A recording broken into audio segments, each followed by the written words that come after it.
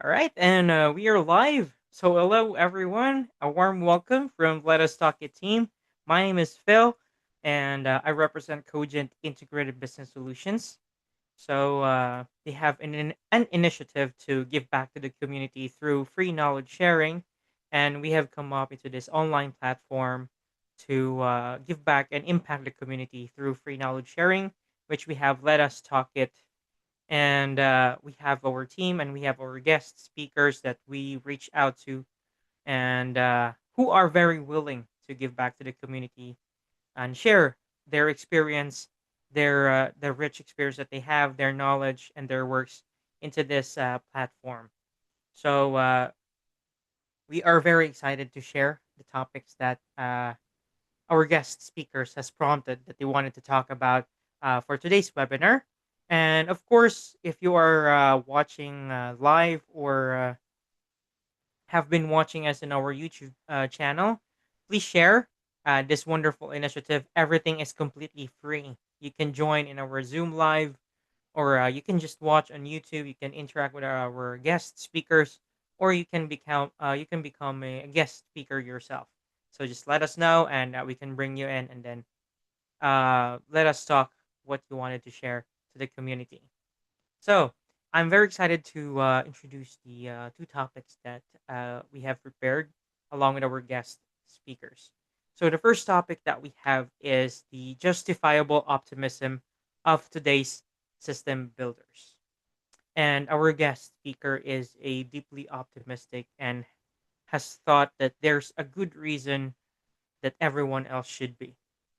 So the system builders have a creative capacity that is unprecedented in the history of mankind. And today we will talk about how you can join the bold innovators that are building powerful new systems, claiming fast moving opportunities, and taking on the world's busiest challenges. And our guest speaker today is a system innovation choreographer and is a thought leader in the field of innovative system building, and also a co-author of the Fast Company Press book, Do Bigger Things, which builds on his decades of experience as a system innovation choreographer. He has worked with Fortune 100 companies facing industry disruption and ambitious innovators taking on urgent global challenges in countries ranging from Brazil to Somalia to Mongolia. And without further ado, let me introduce to you Mr. Don McClure for our first topic for today. Hello, Dan. Thank you so much for joining in today. Really appreciate It's your time. great being here. Thank you very much. All right, so we can go ahead with your topic, and yeah, thank you for the one who for everyone who have joined for today's live session. Just put on your questions if you have any. Dan is very pleased to interact with you, and I'll be watching those who have questions on our live as well on YouTube. So just put on your questions, and we'll have it deal with. So yes, Dan, you can go ahead with your topic. Great. Well, let me start by recognizing that a lot of people right now aren't optimistic. There's a lot of things happening in the world that can give you anxiety, that can make you feel like the bus is being driven off the cliff. And what I'd like to propose is that for today, we set kind of the political stuff off to the side because that's got a lot of people drawn up on both sides of the wall there. And I don't think there's much that I can say about that that's going to make a difference. Mhm. But there are other deeper problems, problems that are really big, complex, messy challenges that are unique to our time that actually are worth worrying about. So, questions like how do we deal with the impacts of climate change or environmental degradation? How do we deal with the fact that while across the world people are doing better, there are fewer people in poverty today than there were yesterday? At the same time, there's still massive inequities in the way the economic rewards of the world are distributed. There's the dangers of diseases. There's questions of how do we make sure that people are educated for a world where many of the jobs are going to change in the coming years. So there's a lot of things happening here where you should be kind of worried about our ability to solve all the problems. And this is where I come out as being quite optimistic. Mm. And the reason for that is kind of tied to a metaphor that I use. So imagine you are sitting out in the middle of a deep lake and you're not a particularly good swimmer. Now, if you're just thrown into the water and you're in the middle of a lake, that's a bad scene, right? Because you're not going to be in a position where you can rise to the challenge of saving yourself because you just don't know how to swim well enough or how to get out of the lake. But let's now imagine a different scenario. You're in the middle of the same lake, but this time you have a boat and you're sitting in the boat and you can sail that boat over to the shore. Now you're in a position where the challenge is actually exactly the same as it was before, but because you're ready to deal with the challenge before, because you have the capacity to deal with the challenge, your position is much, much better than it was. And that's where I believe we sit today. We have some very hard, gnarly, complicated challenges, but we also have an amazing amount of creative capability. And there are changes in the way people are doing innovation. There are changes in the way that people are solving hard problems that make us even more powerful today and in the years that are just immediately ahead of us. And this is really all tied to the idea of system building. So system building, I would posit, is that boat that's going to get us off the lake. And maybe I can show you a few slides. I'll try not to consultant you too much here by having a big old slide deck. But I've got some pictures. And let's see. Let's see if I can share this. All right.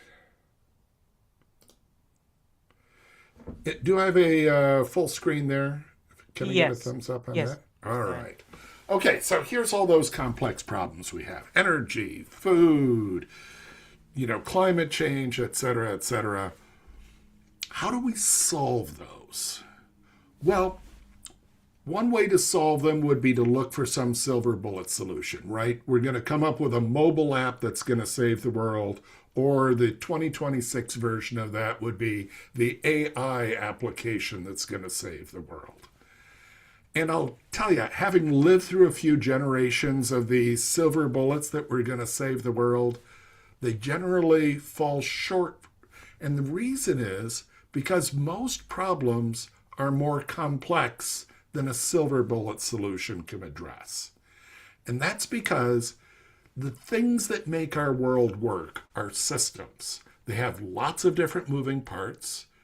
They're not just about a mobile app. They combine people, technology, resources, and all of those pieces need to work together.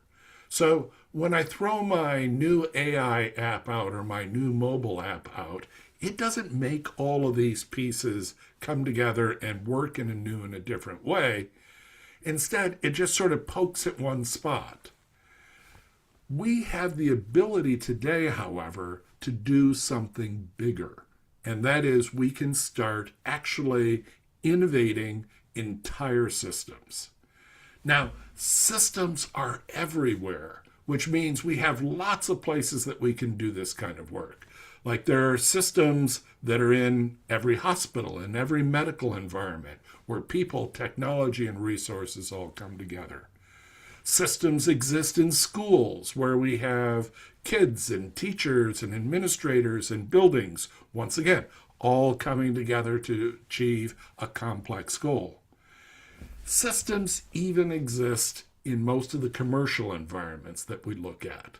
So here we have, a large market with restaurants and people and people who own the market space, etc. And all of them need to come together for people to get food and have and enjoy themselves. Now, imagine what we could do if we could actually intentionally redesign these systems. We could make medicine work better. We could make schools work better. We could get a better plate of dinner for that night's meal. We can change the world by making systems work differently. And this is what's so exciting because right now, new technologies, new practices are coming together that allow us to do this kind of systems innovation effectively. And to do it in a way where we can take on the hard, complex, messy challenges and do something really cool. And so this is why I'm optimistic, because once we have this capability in hand, we have the potential of making a whole bunch of new powerful changes.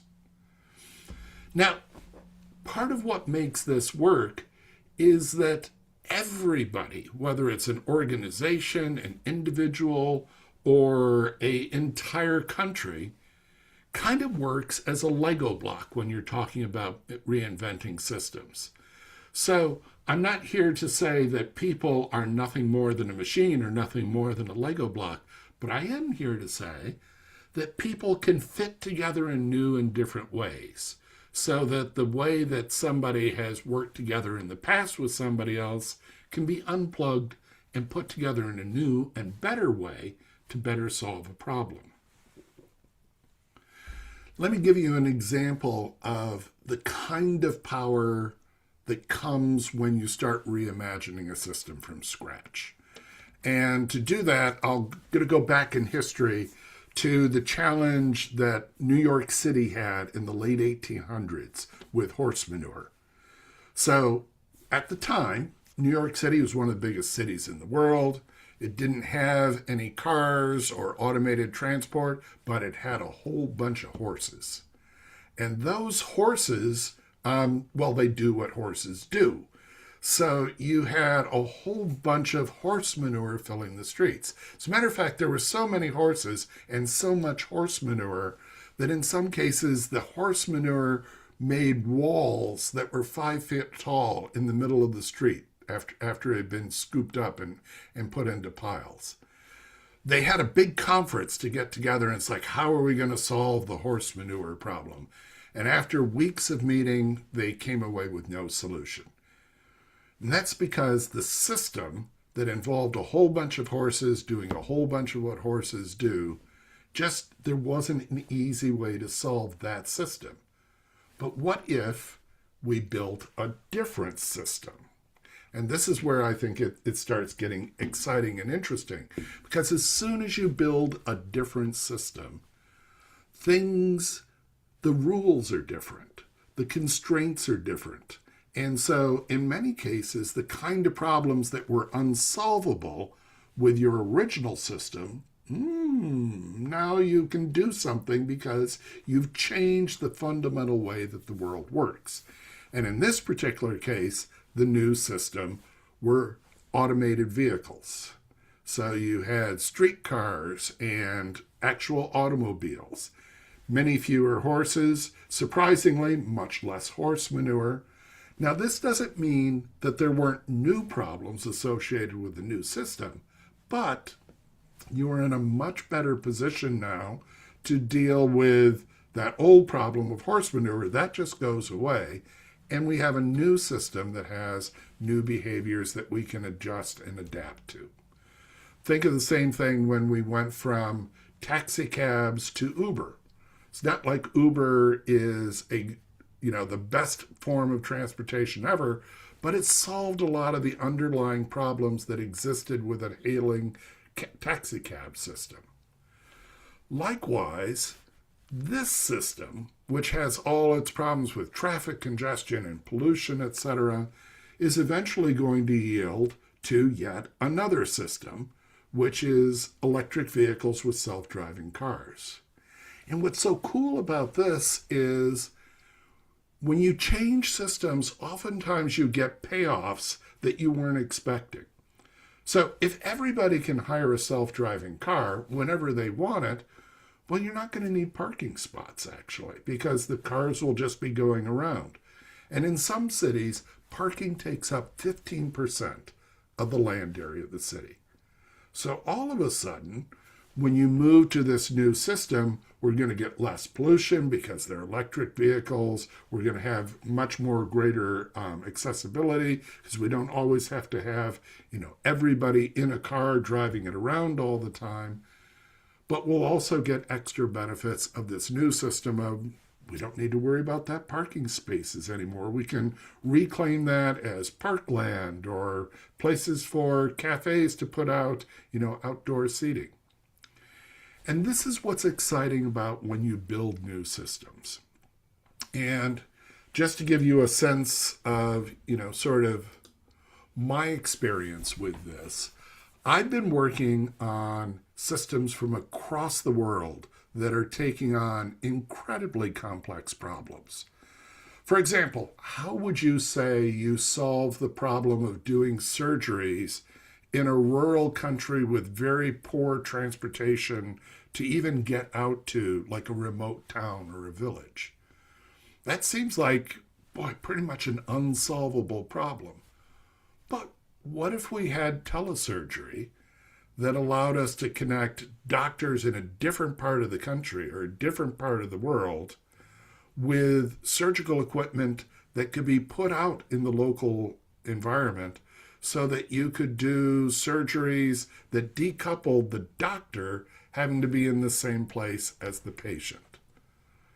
That's a very complex system. It needs technology, it needs doctors, it needs special training, it needs special people in support locally, but it potentially unlocks the problem of how do you provide medical care in a remote environment. There was a thing that was done by Doctors Without Borders where they were trying to get prosthetics for people who were injured in conflict. And once again, it's very hard if you have to get a doctor right on site for that. But if they could scan the limb, send the information off to a doctor who was located anywhere else in the world, they could design the limb and then send it back to a digital printer that would print the prosthetic right on the site. You unlock that whole challenge and make it possible to get prosthetics to people in many more locations. And that one doctor, perhaps working from a place in Indonesia, can service patients all over the country, all over the world. You find this all in all sorts of places when you're trying to deal with system problems. Is there a problem with agriculture? Well, it's really not just a problem for the farmers. You need to figure out how to get farms productive, supply chains working together, and you need to have steady markets. Connecting all of those things together, that's a systems innovator's job.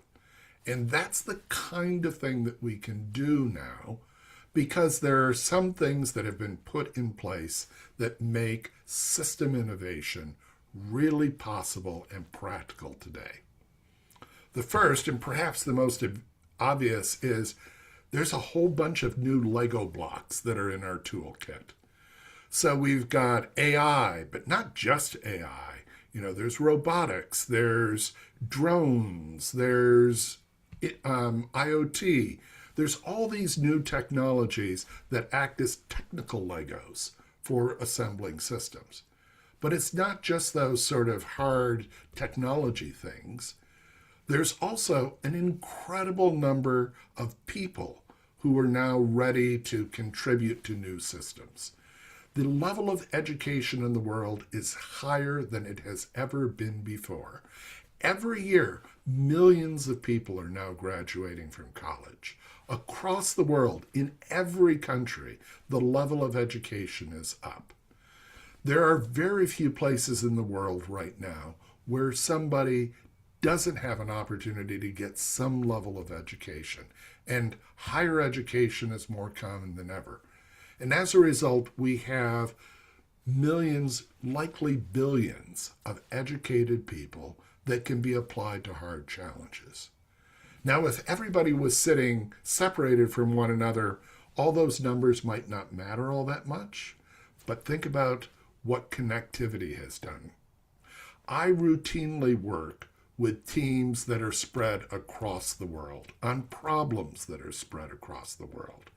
So I'm sitting here in Michigan looking at my garden outside, and yet this week I've worked on problems in Africa about land ownership, in Brazil about climate resiliency, in the Philippines about hurricane response. All of these challenges are the kinds of things that it becomes possible to bring teams together around so that you can essentially craft a bespoke team that does really amazing stuff from people from all over the world. And that's really powerful because of all those other Legos that we mentioned. There's one other piece, though, that I'd like to call out, and this is one that probably gets me most excited, and that is that there is a new role. And I need to find where my share button is. There we go.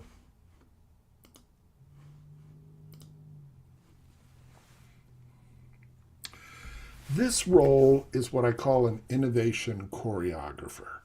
And it's a fundamentally different type of creative role. And to highlight the difference, let me really quickly go through sort of the ways that this position has evolved. 20 years ago, most people who were leading creative efforts were project managers.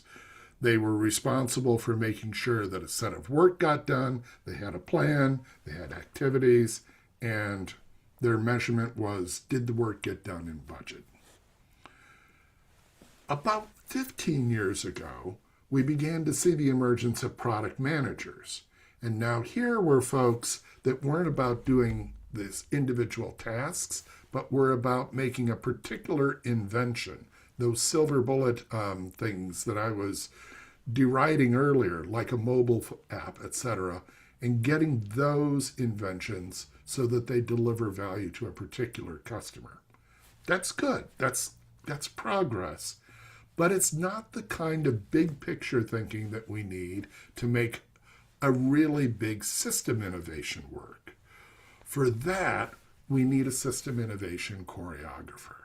And a system innovation choreographer has the job of stepping back, seeing the big picture, and actually bringing all the different parts together. This is a place for big picture thinkers who are generalists, who are a little bit disruptive in their mindset, to really find a place in organizations and in creative teams. When I look at choreographers, I often find that for much of their career, they were having a hard time fitting in. They weren't particularly good project managers because they didn't want to keep track of detail. And they were always going outside the lines when they had product manager jobs. Instead, these are folks who by nature see the big picture, so they cross silos. They have courageous persistence because they see what the big picture is. And oftentimes, they're able to lead without official mandates because they're driving to a bigger vision. Innovation choreographers is one of the great jobs to claim if you're a big picture, generalist, storytelling, rebel kind of personality. It's wonderful, exciting work. It's what I do.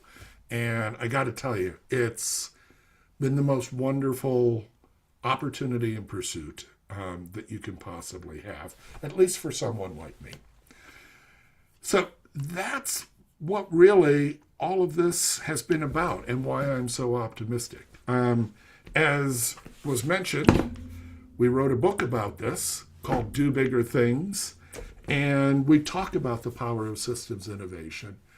But not here to shill a book as much as I am here to try to convince you that it's worth embracing these big, hard problems. It's worth taking on the harder challenges and looking at them from a big picture perspective and moving to drive to a complex, powerful solution.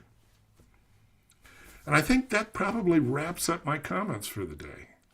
Yes, exactly. Thank you so much, Dan. Like, it's always systems, right? Like replacing some old ones. Like things are already existing, but we are just improving through systems.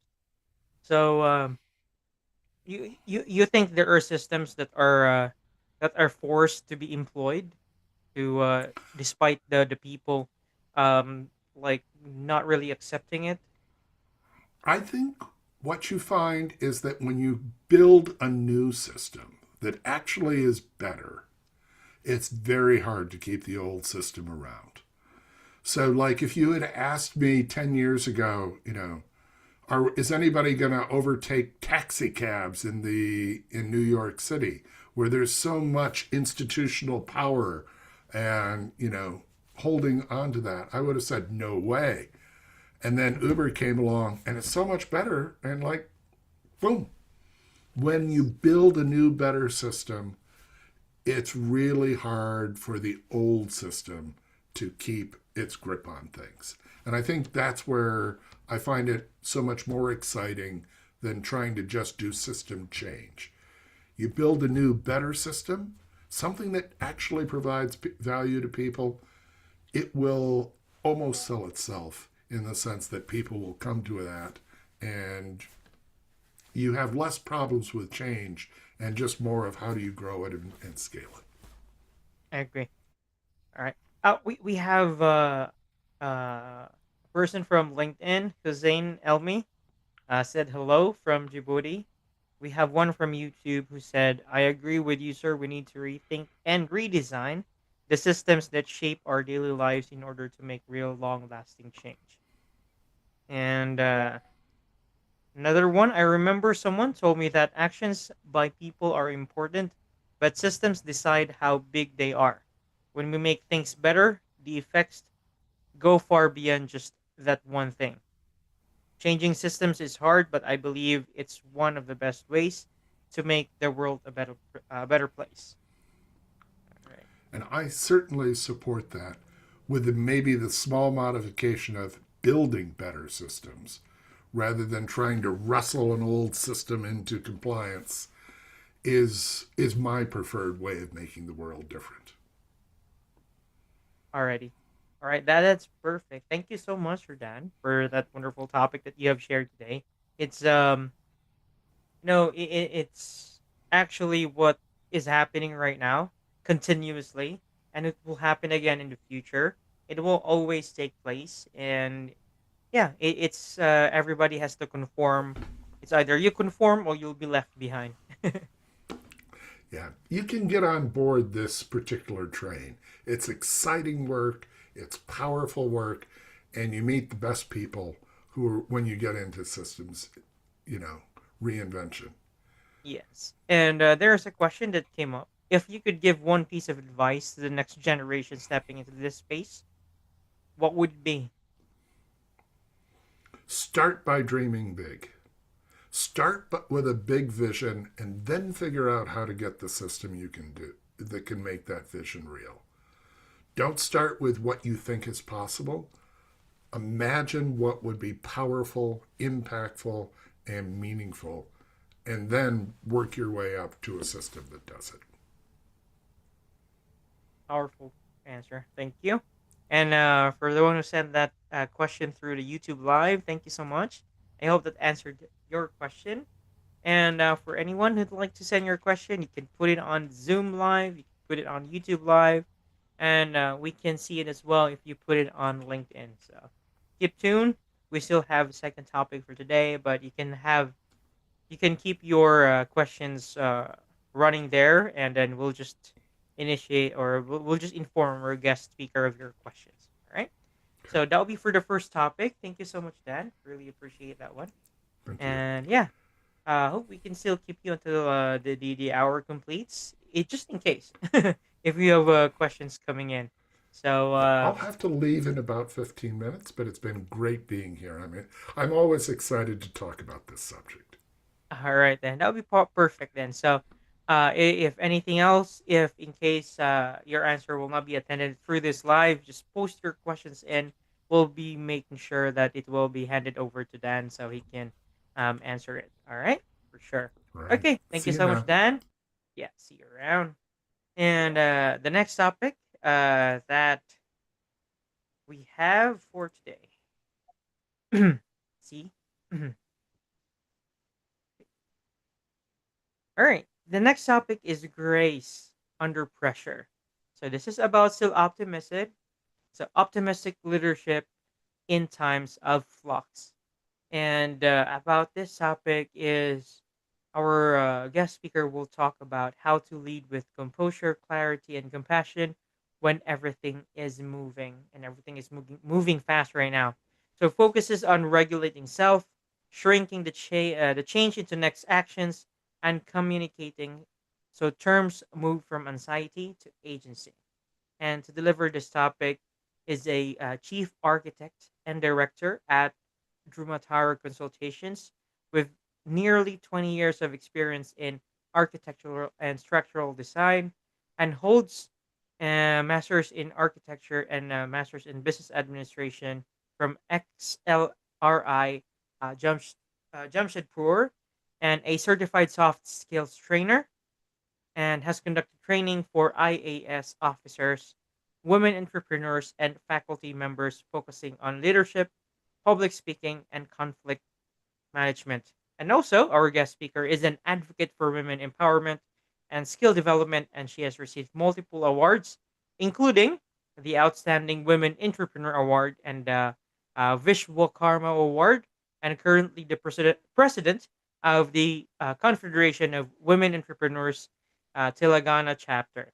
And without further ado, let me present to you um, Chitana Jain, CEO at Dromatower Consultations for our second topic, Grace Under Pressure. Hi, Chitana, and how are you? Thank you so much for Yeah, joining in. Really appreciate your yeah. time. Thank you, Phil. Thank you for the introduction, and thanks for having me again at the Quotient IBS Talks. And hi, everyone who's joined us for the session. I think we had a real good session with Dan. Quite nice and to the point. So, in continuation, I think we will be talking about this particular topic called grace under flux. That is grace under pressure. So, I will talk about two things here. One is what is this grace we're talking about? Usually when we say grace, we say, oh, she's so graceful or he's so graceful. So we're not talking about that kind of grace. What is this grace under pressure and how we carry ourselves with grace at this point in time? And next will be what I talk about flux. What is it that we mean by flux? You could see that everything today is changing. Technology changes very fast, situations are changing. There is so much of confusion in the world. There are wars being fought. Then our economic system is changing. The global ecosystem is changing. So, in this ever changing world, now we cannot say that, change is something which is coming, maybe at quarterly or a half yearly time. It's happening almost on a day-to-day basis. Then how do we deal with such situations? And I'm sure all of us go through this on a day in and day out basis, just that probably we don't put a name tag to it, but we are bracing ourselves to see how we can adapt to this change. There are times when we are unable to adapt. We feel we are feeling lost in the race. There is time when we think, oh my God, I'm unable to catch up with the speed that this change is happening. So that is where the flux kicks in. So, how are we going to deal with this flux, be it in your personal life, be it in your entrepreneur journey, or be it as an employee, be it as a team leader? Because we play various roles. Even as parents, maybe you are also having a flux in your relationships because the dynamics of relationships are also changing. So it's an ever changing world, and now there cannot be somebody who can say that I'm a cheerleader for change or I'm somebody who's changing. You will have to be on your toes to address this as fast as you spot the change. Now, three important things when I talk about grace come to my mind is one is composure, one is compassionate, and the third is clarity. So these are the three C's which are very, very important when you want to deal a situation with grace. Now imagine this, that you've got a situation at work. Is it possible that, like good old times, you go and vent out your frustration on somebody and then you think that your work will be done? Not possible, because the dynamics at workplace have changed. Today, people do not work to earn money. People work to see that they are appreciated, they're recognized, and there is a value that is created for them. So I think this is something which is very, very important. So at times when we are faced with challenges, these three important things have to be kept in mind. One is compassion, next is clarity, and how you can deal with calmness to address the situation. One more example I can give you. Say suppose as an architect, I deal with a lot of projects. Now, sometimes what happens is, a project is given to us, a cost is assigned, a contractor is in place, everything happens. But all of a sudden, I am told that, ma'am, the cost of the project is cut down, say, by 100 CR. Now, you tell me that in a 500 CR kind of a project, if somebody comes and tells me 100 CR of the cost is reduced, and now you will have to do the entire work in 500, 400 crores. Imagine how I would address this. Can I go about shouting at the contractor saying, come on, downsize the quality? Or can I tell the department who's working saying that, no, this is not happening? Can I tell my staff, no, no, no, revise everything, revise the estimates, let's bring down the cost? Can I hurry this up like that? Or can I put them under pressure saying, no, you'll have to do it now? Not possible. The best approach will be, first thing is, as a team leader or as a CEO or as a head of the business, I sit down with my team. First thing is, let me name the reality, or let me understand what is the reality of the situation, rather than looking at it like a big mountain or looking at it from a very unrealistic perspective. Let me deconstruct the whole problem rather than looking at it like a mountain. Let me start deconstructing it, and let me communicate well with the team that's working with me. I think that is where the grace kicks in. Instead of being worked up, instead of getting very frustrated, instead of trying to, being very aggressive on the situation, I think we will have to deal with it with a lot of calmness. There's somebody who said, it depends on the context. Yes, it definitely depends on the context. But whatever be the context, we cannot get worked up. Yes, sometimes I may also shout because my deadlines are coming here, somebody is pressurizing me. But then immediately I'll have to get my composure back. Or rather, any of us has to get our composure back, because the opposite person whom we are addressing this with may not be in a mood to take our aggression, may not be in a mood to take whatever we are venting out. So it's very important that we keep these factors in place. And while dealing, when I said name the reality, I'll have to sit down and understand what are the outcomes of these particular changes or sudden kind of changes that are coming in. Unless otherwise I understand them in detail, I will not be able to address them. Just one sentence cannot take everything away from me. So I'll have to deconstruct it with my team. I'll have to say, okay, this is the problem. Now let us break it down to smaller components. What is the first component we are going to address? What is the second component we are going to address? And that is how I think we will have to start looking at this. And why here we are talking of grace in terms of in the times of flux. I'll give you another small example. Today morning, I was under a lot of duress that I had to make a submission. And one of the lead architects who was supposed to complete this, she suddenly informs me in the morning that I have an emergency, I cannot come. What should be the thing that I do? Should I just say, okay? Or should I pick up my phone and start shouting at her saying, how come you know that today is a deadline and you're not available here? I have two options. It's matter of choice and how I address this. So very gracefully, instead of shouting at her, probably what I did today was I said, all right, you just tell me where you have kept all your files or the data. I will see what can be done about this. So immediately we jumped into action, because my first priority was not shouting or trying to, decipher the thing as to why she has not come. How will I do this? No, my immediate action was, how will I get working with it and meet my deadline? That was very important for me. So next best thing we did is we put another person in charge of it. We said, come on, let's get going. Let me sit with you. We complete the task, and then we shall understand what has happened in the morning. So I think that is the way we will have to start looking at things. Now, again, like Ms. Lavanya put, grace in different terms has a different meaning in different terms of context. Yes, it's nice. You look very graceful when you're well dressed. You're also very graceful when you sort your problems without making a scene about it or without making a hue and cry about it. Because that is something which your team always looks up to. Because if you, as a leader, start buckling down under pressure and do not try to give the right alignment to your team or the clear picture to your team, there is every possibility that you will have a confused team and the productivity will go down. So it's very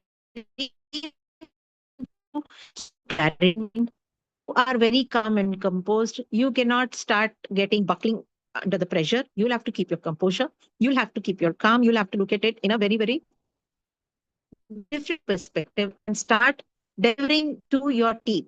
Otherwise, your team is so confused that it will not deliver whatever you wanted it to do. And hence the productivity will go down. There are also trying times, not only as an entrepreneur or as a woman, in fact. There are so many things, since morning we all have worked up. We think, okay, why X, Y, and Z things to take up. But then at the end of the day, you've realized that you had 10 things that you all aligned, but half of it also you couldn't do, whatever be the circumstances. But what should be your approach to that? Okay, I couldn't do the 5 things that I wanted to do. But what is it that on an urgent basis I had to finish? And what is it that I couldn't finish? So I think that is another way of looking at it. And that is what I call as deconstructing your tasks or deconstructing your. There's a very nice concept here, the Joe Harry window. There, if you see things which are extremely important, things which are important, things which are less important. But most often than not, what happens is most of us keep doing things which are really, really less important and forget what was the most important thing. So, there, I think the clarity of alignment has to be taken up. You'll have to see what is it that is most important for you to do because time is limited and tasks are unlimited. So, how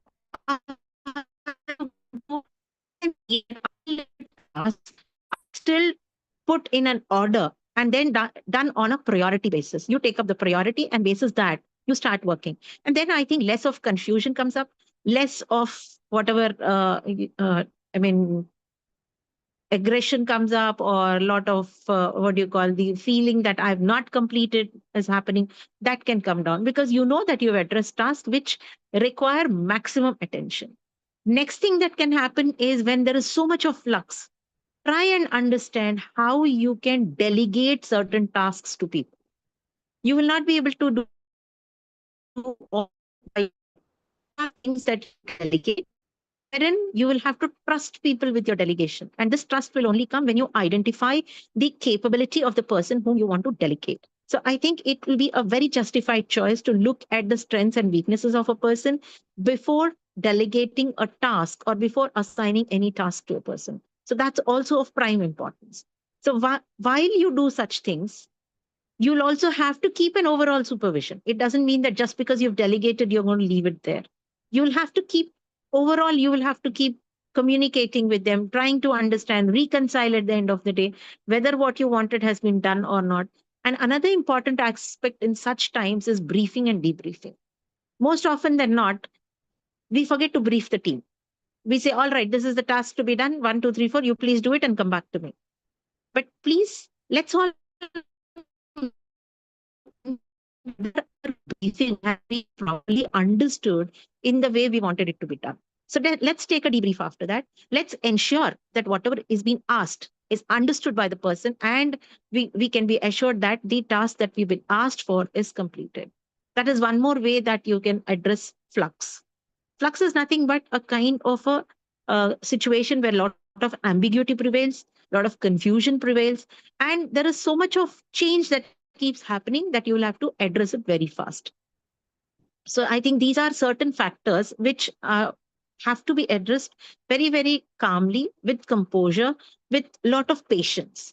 Now, when we are talking about grace here, The grace is in trying to present yourself in a very positive manner. So it is, we are not talking about very highly optimistic leadership here. But at the same time, we are trying to show a lot of optimism in our leadership. So when you say optimistic leadership, even in a dying situation, you will say, no, no, no, no, I'm going to do it. No, that kind of optimism I don't think is going to work. So what optimism we need here is, let's see that we are very upbeat that yes, we can do this thing. We can reduce our confusions. We can address the change that is being thrown at us, and we will learn how to navigate ourselves very, very out of this path. Because unless otherwise, see, I'm a very, very naive driver. So if you give me a big car, I am sure, I'm going to go and hit somewhere. But just when I drive, no, I'll have to learn. I have to get the hang of it. So what I will do, I will keep practicing over and over and over again. I will try to navigate it properly. I will maneuver the car properly. So I think that will come with a little practice. So when you think that, yes, I'll have to be very optimistic in my leadership, though I know that certain times, that optimism doesn't work, yet you will have to rephrase it and present it to a person. You know that a person cannot do a certain task, but outright, I cannot tell this boy saying that, oh, come on, you cannot do it. It's not in your thing that you will be able to do it. So maybe I'll have to rephrase it a little and tell him, please try and do it. I wish that you do it to what I expect you to do. I know that he will not do it, but a little rephrasing might, increase that confidence in that person and he will try to do it. Fine, he might fail once or twice, but yes, sometimes we do not have the luxury of, allowing that. But then the timing, when is it that we can start looking at people and start grooming them? Because today, again, when I look at the change even in the hiring industry, there is so much of attrition. So what do I do? Whatever resources I have,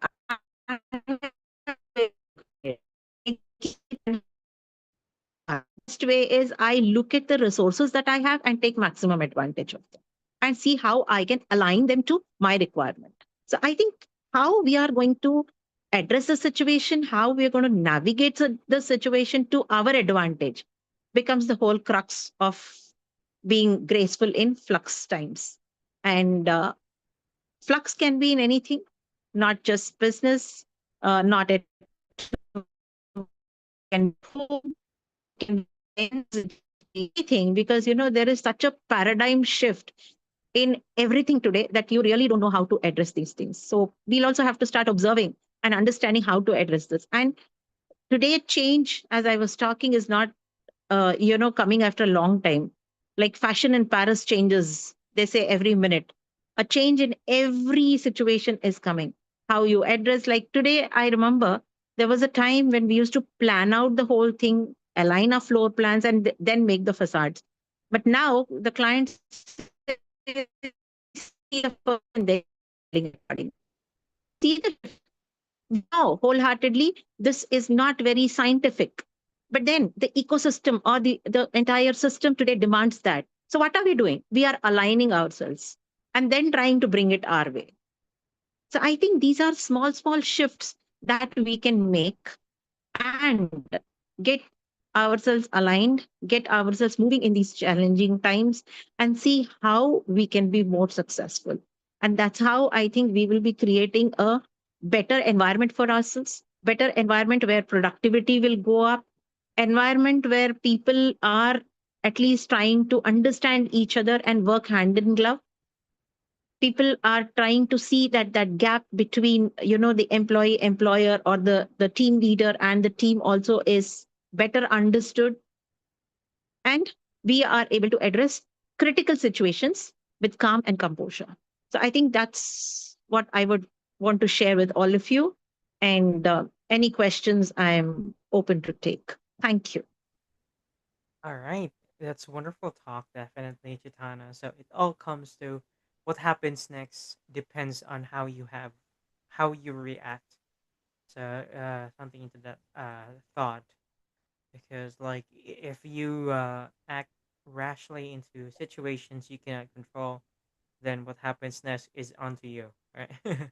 It will always be a responsibility. So if you want a bigger responsibility, then you can act rashly. So yes, Yeah. Dan, do you have any additional inputs or questions?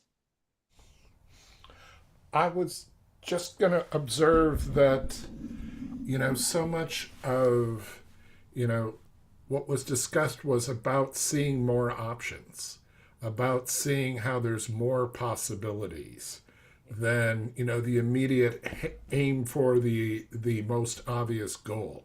And I think that's what the future is about, is we have many more tools, many more resources, and we need the attitude that basically says, I'm going to look at how broad our opportunities for action, for creative change are.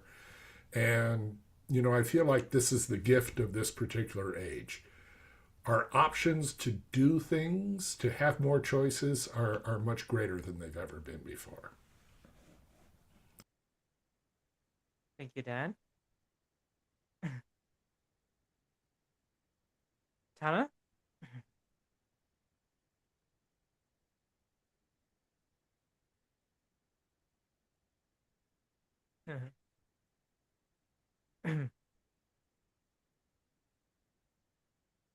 Okay.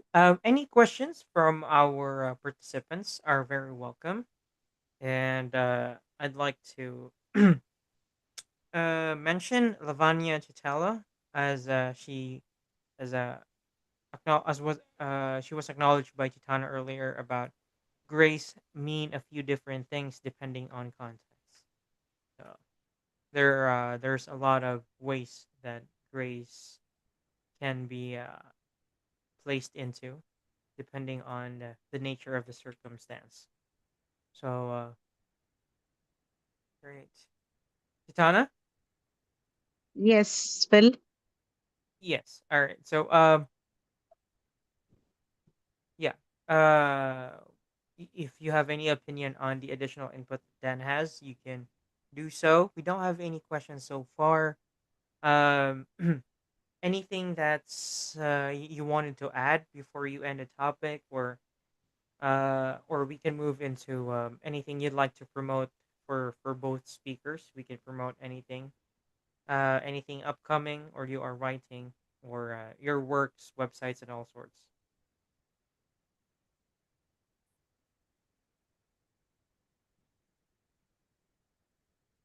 Yes, Chitana, you're all good.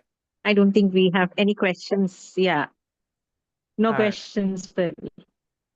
Okay. Well, that would be perfect. So I think that wraps up your topic for today. Anything you'd like to promote? Anything upcoming? Well, I'll throw out Nothing. I think something. anything I will. Okay, Oh, sure sorry, thing. we stepped on each other. Chitana, do you want to go first?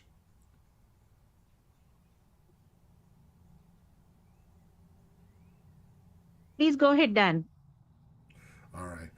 I think the one thing I'd recommend, if you're excited about system innovation, you're excited about system building. Jenny Wild, who worked with me for a number of years on innovations around the world, when we wrote Do Bigger Things, we wrote the book with the intent of making it something that somebody could pick up and go do this stuff.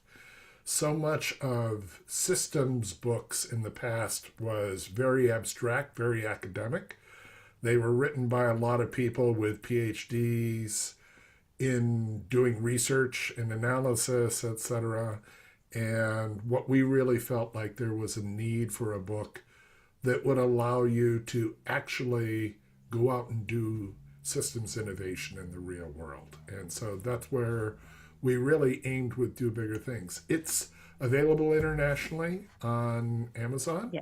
So if you've got the systems innovation bug, I'd really be pleased if you could go out and grab a copy and go change the world. Yeah.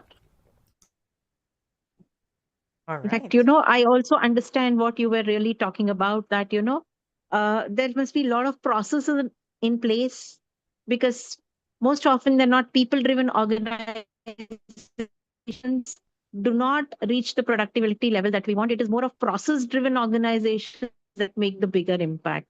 So I think we need a lot of processes in place, and how they can be aligned with the kind of work that we do. I think that forms the entire crux of how we address the situation and increase productivity. I think I would do a yes and with that. So there's many places where processes can be reimagined with AI and the tools that are coming up. Yeah. But there's also systems that are real world systems, like a classroom or a community recycling program that are less about processes in some kind of fixed way and more about we've creatively imagined how everybody works together and gets rewards. And I think that's what's so exciting about system building in general is you've actually got an opportunity to imagine all sorts of different types of systems depending on what you're working towards. For me, it was really nice listening. And I think I definitely want a point from you. And thanks for that. All right. Well, thank you very much for inviting us. All right. Yeah. That's Thank you, Phil. so we have both like topics on the positive side, always working towards the future, and definitely is uh, a great topic that we have explored for today's webinar. And again, don't forget the book for Do Bigger Things. Make sure to check out and get a copy to be able to be more optimistic and futuristic as well, both at the same time. All right. So I'm sending my greatest thanks for those participants who have joined in today and joined us along with our guest speakers, and for those who have watched online, LinkedIn, YouTube, and Facebook. So if in case you missed this wonderful session, this is a recorded session will be uploaded in our YouTube channel. Let us talk it. So you can grab or you can check this out later on, or you can share this session. So it would also be a great help for our guest speakers to expand or to have a better reach in terms of the topics that they are sharing and they have shared for today. All right. So we are calling in today's Zipinar, and we appreciate everyone who joined. Thank you so much, Itana. Thank you so much, John, Dan, and we'll see you again on the next webinar for next month. But definitely stay tuned in our LinkedIn page and our YouTube channel for more informative videos. Take care, everyone, and see you again in the next webinar. Take care as always. Thank you. Goodbye for Thanks, now. Dan. Thanks, Phil. See you again. Bye. Bye bye.